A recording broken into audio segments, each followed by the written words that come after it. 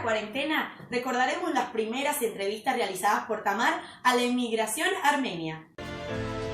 Los primeros armenios inmigrantes llegaron a Argentina antes de la Gran Guerra, como consecuencia del genocidio.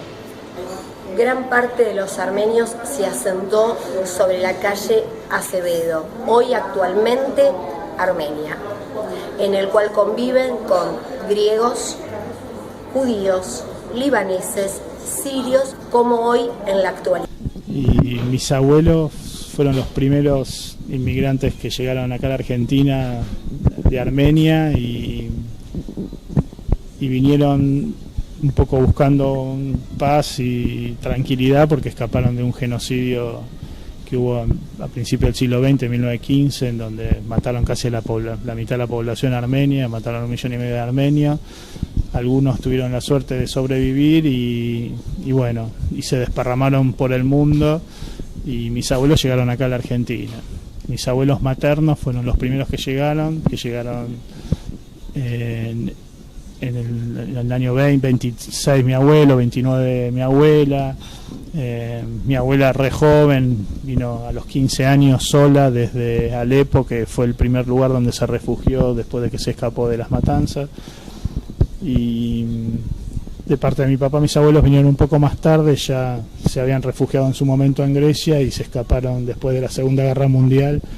Llegaron acá a la Argentina, que ahí hubo otra gran corriente migratoria armenia después de la Segunda Guerra Mundial que vinieron acá a la Argentina escapando la guerra, ¿no?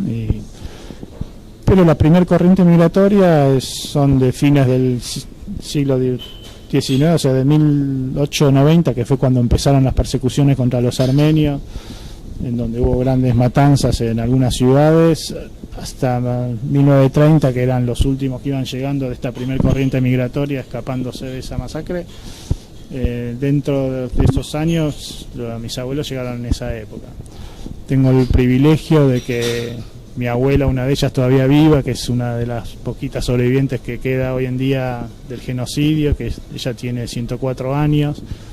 En 1915 ella era muy chiquita, tenía 2 años, no recuerda mucho obviamente, pero bueno, sabe la historia. Pierde a la madre que estaba embarazada en el desierto, camino de la deportación, escapándose de las masacres, y encontró refugio en Siria en los primeros años, y después el padre, que sobrevivió también, decide volver a su pueblo para ver si podía recuperar su casa, sus pertenencias, y nada, por continuar con una vida de trabajo como lo tenían siempre. Algunos de los hermanos ya habían venido para acá, para la Argentina, que eran mayores. Ella era la más chica de los hermanos, de 7 hermanos. Algunos ya habían escapado y habían llegado acá a la Argentina, y ella, como era la más pequeña y el padre decide volver, vuelve a su pueblo, a Intap, que hoy está bajo dominio turco, que se llama Gaziantep, para tratar de recuperar sus pertenencias. Volvieron y habían perdido todo, les costó retomar una vida normal y lamentablemente continuaron las persecuciones.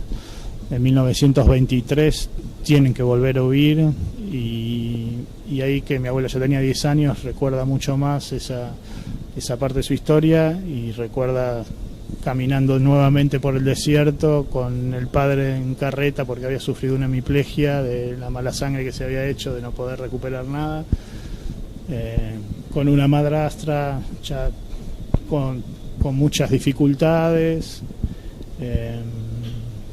El camino no fue fácil, escapándose, ya caminando de noche. O sea, llegaron a Siria, Alepo, en donde se quedó varios años ahí tratando de reacomodarse, y cuando falleció el padre, mi abuela decide a los 15 años solita venirse para la Argentina a buscar a estos hermanos que ya habían llegado acá. El camino de deportación generalmente era guiado por soldados turcos, y era por el desierto y caminando, porque el objetivo era que se mueran en realidad, no era deportarlos. Por eso fue un gran genocidio.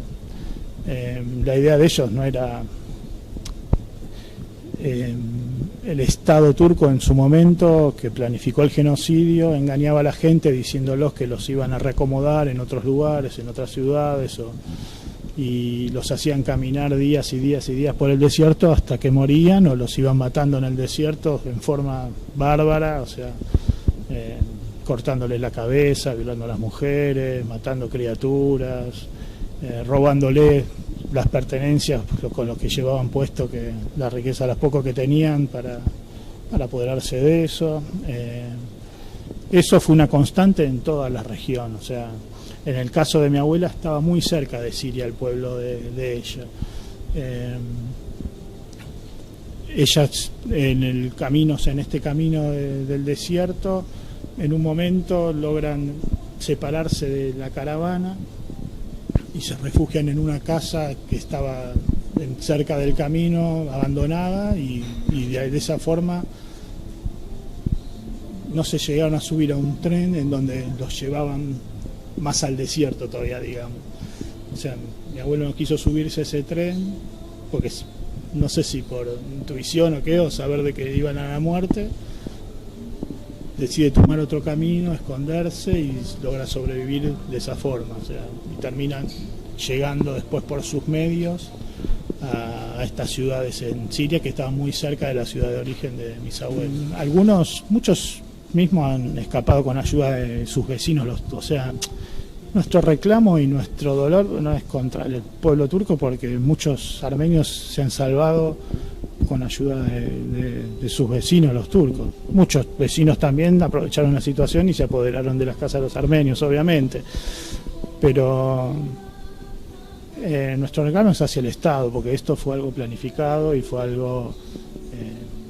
un genocidio con todas sus letras. O sea, y por eso hasta el día de hoy sigue el reclamo, porque es un delito que no prescribe, es un delito que todavía les reclama justicia. Y bueno, muchos armenios se salvaron, sí, con ayuda de sus vecinos, de turcos, pero fueron los medios. Y mi abuela tuvo la fortaleza y una visión tan optimista de la vida. Yo, bueno, no puedo ser objetivo, pero yo la veo y veo cómo se le encienden los ojos, cómo le brillan los ojos, con una sonrisa cuando nos ve a nosotros, cuando emprende cualquier cosa, tiene ese fuego interior que es la que la mantiene viva, y esa fortaleza, porque yo la admiro, está todo el tiempo moviendo las piernas porque dice que no quiere que se le mueran las piernas para que pueda seguir caminando, y a pesar de la edad y del físico que a esa edad cuesta, ella va al baño sola, se baña sola, una vez por semana va a un peluquero que la peina para que ella se quiere ver bien, y es súper coqueta y es lúcida, porque podemos mantener una conversación tranquilamente, y bueno, tiene ese espíritu y ese fuego que le hizo sobrevivir a semejante masacre y matanza, y de una madera que todos los días lo ven. Bueno, ella cuando se sube al barco que venía para la Argentina, sabiendo que la mayoría de edad era los 19 años y que muchas veces terminaban en orfanatos o terminaban en lugares para menores por ser justamente menor,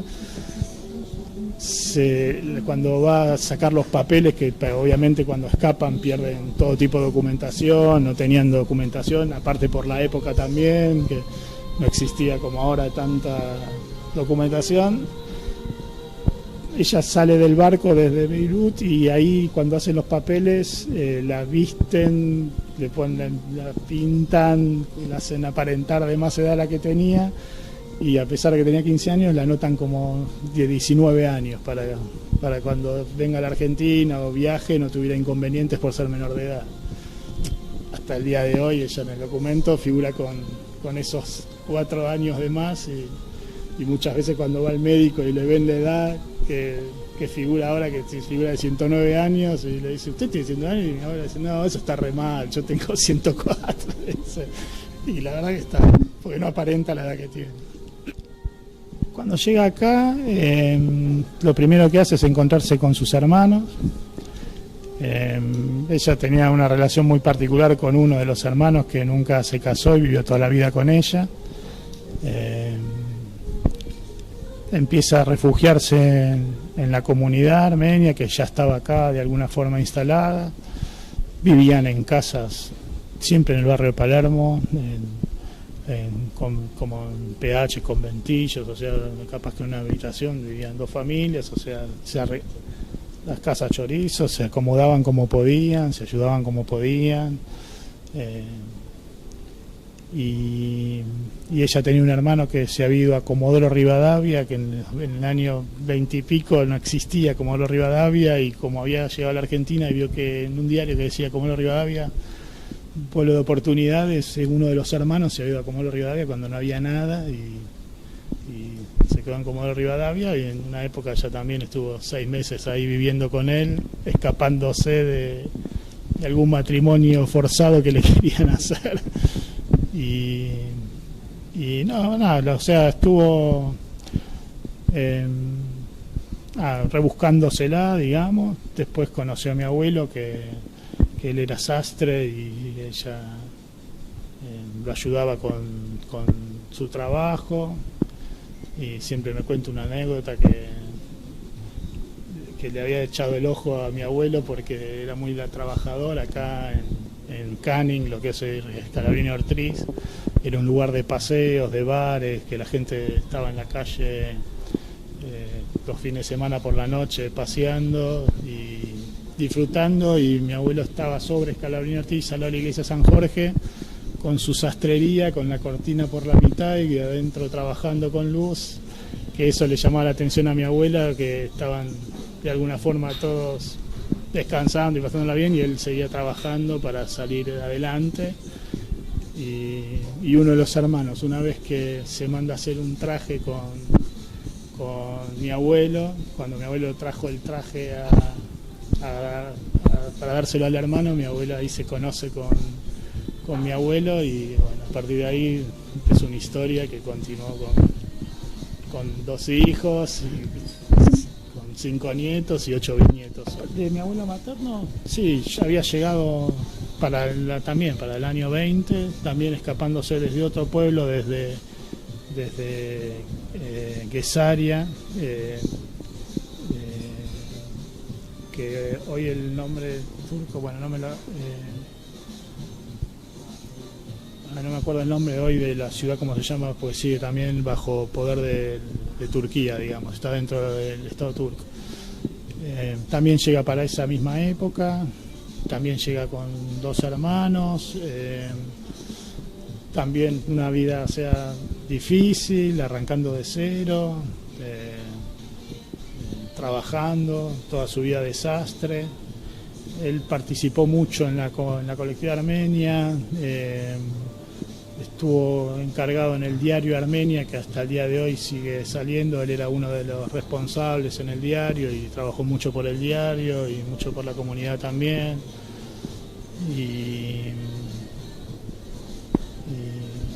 bueno, no, hasta los últimos días pidiendo justicia, como toda la colectividad. Es indescriptible, o sea. Es un sostén familiar muy grande, o sea, siempre juntando a la familia, siempre brindando amor, siempre teniendo una visión optimista de la vida a pesar de todo lo que vivió. Una trabajadora, un ejemplo por su honestidad, no hay palabras.